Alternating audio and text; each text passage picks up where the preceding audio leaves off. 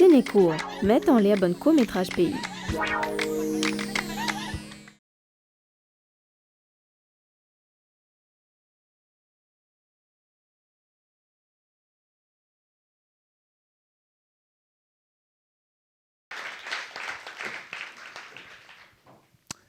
Alors bonjour, je suis Guillaume Kondoki et je vais vous présenter Obsolescence programmée, mon projet de court-métrage de science-fiction qui devrait durer une douzaine de minutes. Alors dans Obsolescence programmée, on suit le parcours de Madeleine, une dame de 70 ans. On la découvre dans une petite cuisine où elle s'apprête à trier des lentilles. Et on comprend qu'elle se sent seule parce qu'elle s'adresse aux photos dans les cadres de la pièce. Elle reproche notamment à la photo de ses petits-enfants de ne pas venir la voir. On comprend aussi qu'elle se sent seule, qu'elle est nostalgique à la façon dont elle s'adresse à son défunt mari, Georges, qu'elle trouve toujours très beau. Alors qu'elle commence à trier ses lentilles, un petit bruit dans la pièce attire son attention. Ce petit bruit, c'est celui d'un petit lapin blanc qui gratte à la porte.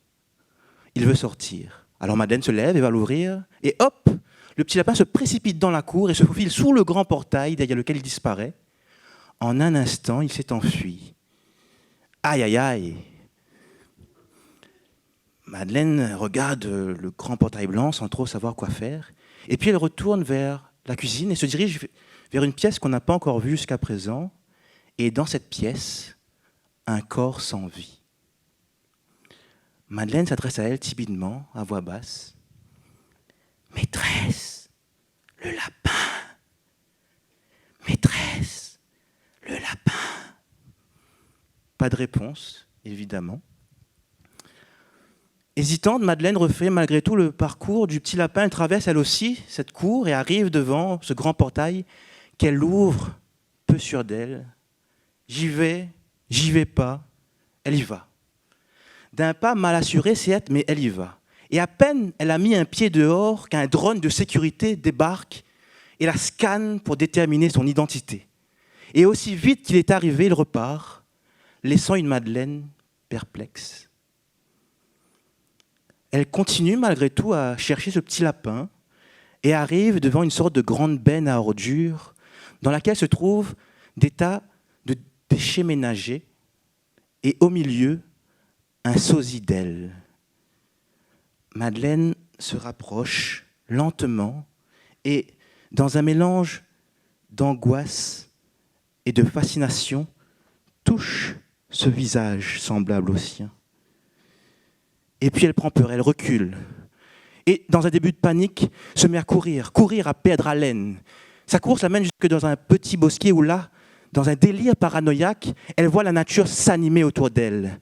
Les arbres bougent, se montrent menaçants. Elle entend des bruits de bêtes sauvages. Tout l'oppresse autour, jusqu'à l'évanouissement. Quand elle se réveille, Madeleine a une blessure à la cheville.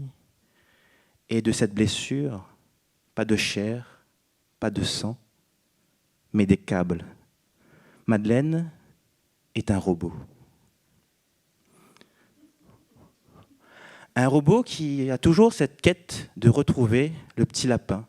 Elle va y parvenir parce qu'il n'était pas très loin, chez Laetitia, une jeune femme d'une vingtaine d'années, une artiste qui sculpte des corps de femmes à partir d'objets recyclés. Et comme pour le petit lapin,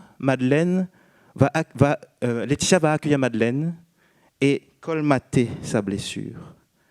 Elle va surtout lui apprendre que les robots comme Madeleine qui errent dans la nature, sans maître ou maîtresse, sont traqués.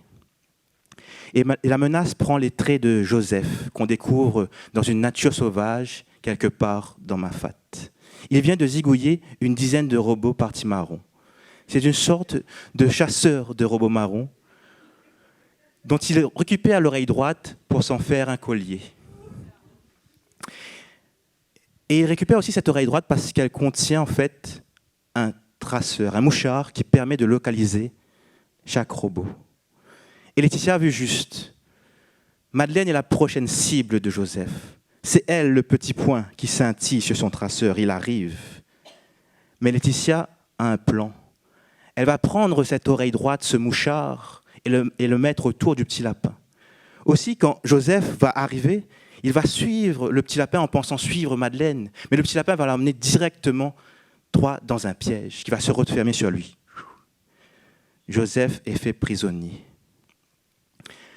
Madeleine et Laetitia pensent pouvoir s'enfuir, sauf que dans leur fuite, elles vont tomber sur les chiens de Joseph qui les a laissés en retrait. Les chiens s'avancent dangereusement vers elles. Elles n'ont aucune échappatoire, elles sont à leur tour prises au piège. Et c'est au bout de ce moment de tension qu'on revient en fait à la toute première scène du film où Madeleine est en train de trier ses lentilles. Madeleine est en fait une dame de 70 ans, tout à fait normale. Et c'est en fait Laetitia qui en réalité est son aide à domicile, qui l'a sortie de son imagination fertile en l'interpellant. « Madame Madeleine, vous êtes là ?» Oui, elle est là, parmi tous ces livres de science-fiction qu'elle dévore et qui nourrissent cet imaginaire.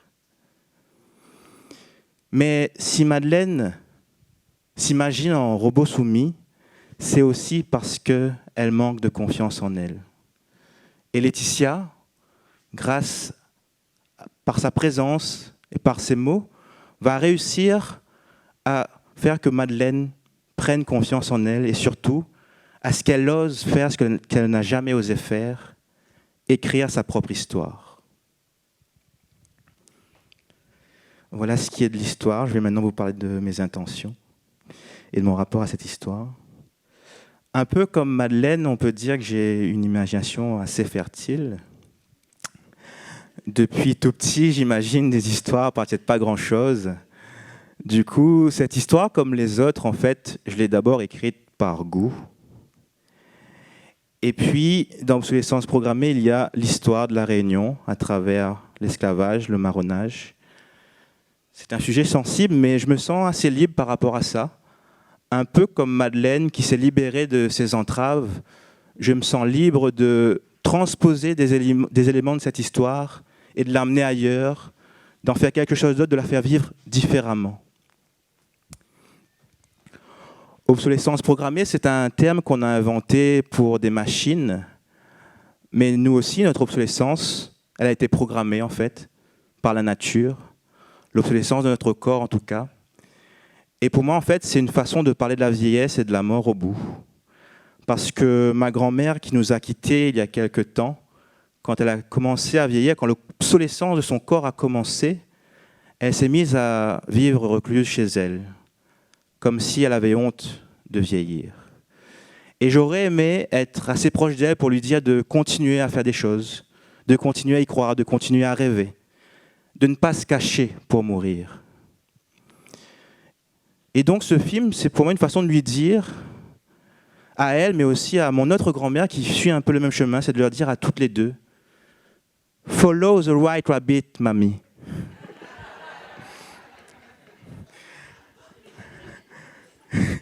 Et à vous, chers professionnels du cinéma ici présents, j'ai envie de vous dire « Follow my rabbit ».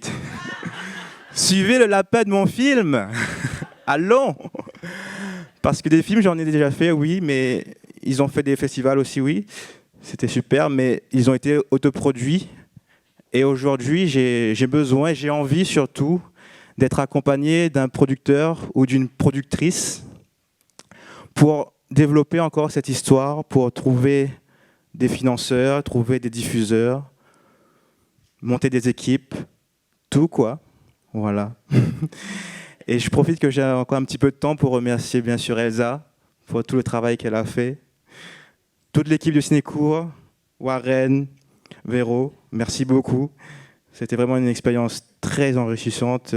Voilà, c'était génial. Merci beaucoup. Merci d'avoir écouté.